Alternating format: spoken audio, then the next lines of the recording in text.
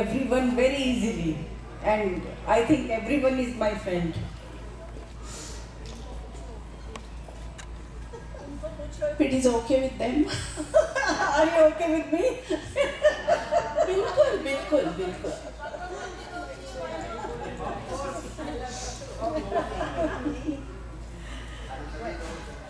मैं अगर अपनी यादों के झरोखों में झांकूं तो मुझे कुछ लोग बहुत याद आते हैं, बहुत याद आते हैं.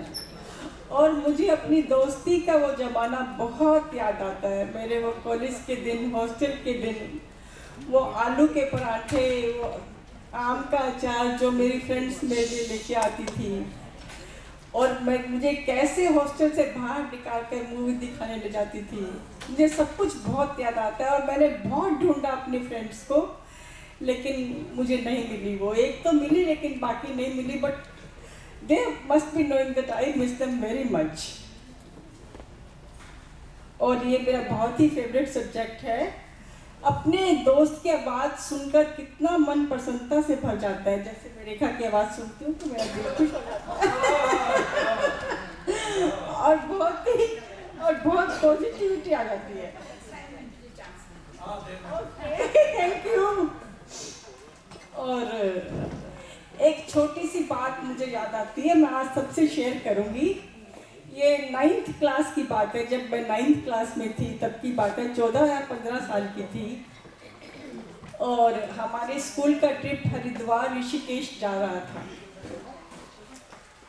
और एक लड़की जो काफ़ी गरीब थी, हमारे साथ ही पढ़ती थी, वो मुझे मालूम था कि वो अफोर्ड नहीं कर पा रही थी उस ट्रिप को. तो बहुत दुख हो रहा था.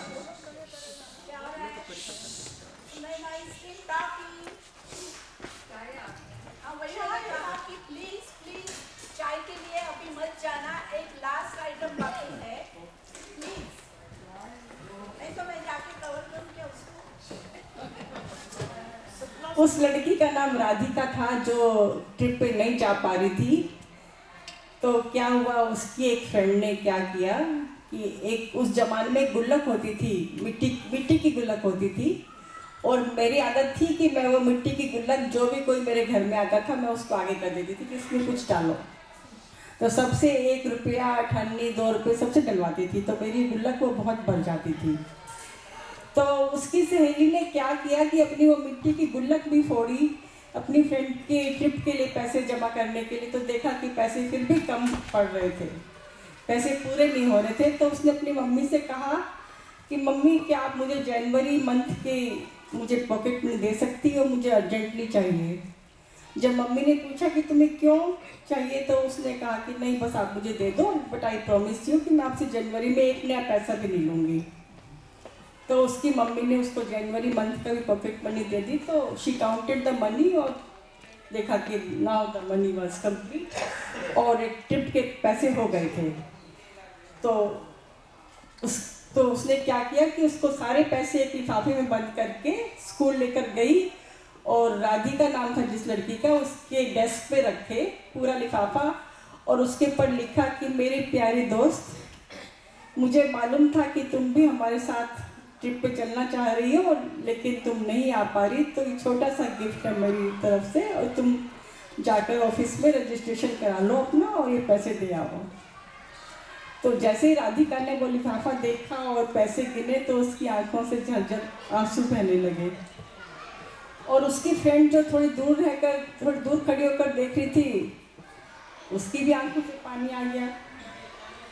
और तो दोस्तों, ये होती है दोस्ती, ये होता है प्यार.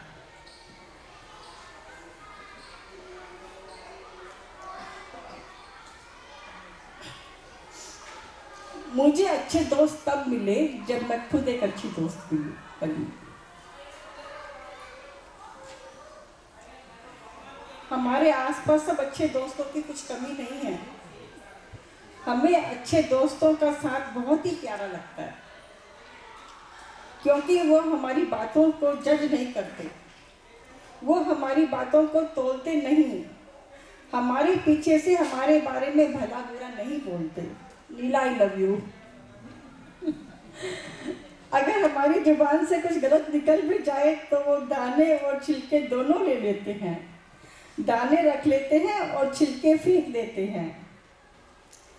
हम अपने अच्छे दोस्तों की कंपनी में बहुत ही सेफ फील करती हूँ। मैं तो एटलीस्ट बहुत सेफ फील करती हूँ। अच्छे दोस्त एक पेड़ बनकर हमारा साया बन जाते हैं। अगर दुश्मन आए तो वे हमें अपनी डालियों में छुपा लेते हैं,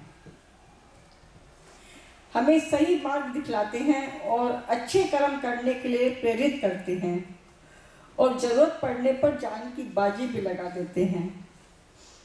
हमें ऐसे दोस्त चाहिए जो एक दोस्ती का आसान सा तरीका है, टेक विटामिन B1, मतलब कि B1।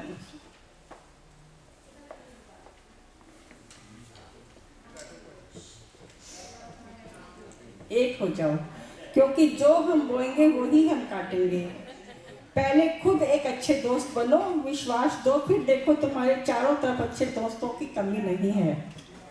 दोस्ती और भरोसा जिंदगी में कभी मत खोना, क्योंकि दोस्ती हर किसी से नहीं होती और भरोसा हर किसी से नहीं होता। फूल से दोस्ती करोगे तो महक जाओगे और मदिरा से दोस्ती करोगे तो बहक जाओगे। वो दिखाया तुमने, दिखाया ना। सावन से दोस्ती करोगे तो भीग जाओगे और अगर मुझसे दोस्ती करोगे तो क्या होगा? बिगड़ जाओगे। अगर दोस्ती नहीं करोगे तो कहाँ जाओगे? मुझसे तो दोस्ती करनी पड़ेगी ना। चलो, God bless you all, I love you all, thank you.